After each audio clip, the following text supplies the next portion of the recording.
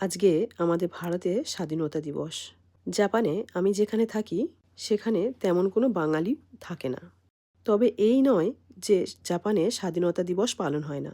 টোকিওর ওইদিকে যেখানে বাঙালিরা বেশি থাকে সেখানে স্বাধীনতা দিবস পালন হয়। তাছাড়াও বাঙালিদের সমস্ত উৎসব সেখানে পালন হয়। আমার বাড়ি থেকে যেহেতু অনেক দূর, তাই আমার যাওয়া সম্ভব হয়ে ওঠে না। আজকে সারাদিন নিজেকে অনেকবার প্রশ্ন করছিলাম, আমরা যে এই স্বাধীনভাবে শ্বাস নিতে পারছি তার পিছনে কিছু মানুষ অক্লান্ত পরিশ্রম করেছেন। আজকে যে আমরা বলতে পারছি we are proud to be an Indian, তার পিছনে কিছু মানুষের জীবন চলে গিয়েছে। নেতাজি সুভাষচন্দ্র বসু বলেছিলেন, জাপান থেকে রেডিওর মাধ্যমে, তোমরা আমাকে রক্ত দাও আর আমি তোমাদেরকে স্বাধীনতা দেব। ক্ষুদিরাম বসু হাসতে হাসতে ফাঁসিতে মারা গিয়েছিলেন। আরও প্রচুর বীর, প্রচুর আমাদের হিরো, যারা নিজেদের অঝর রক্ত ঝরিয়ে আমাদেরকে স্বাধীন করিয়েছে।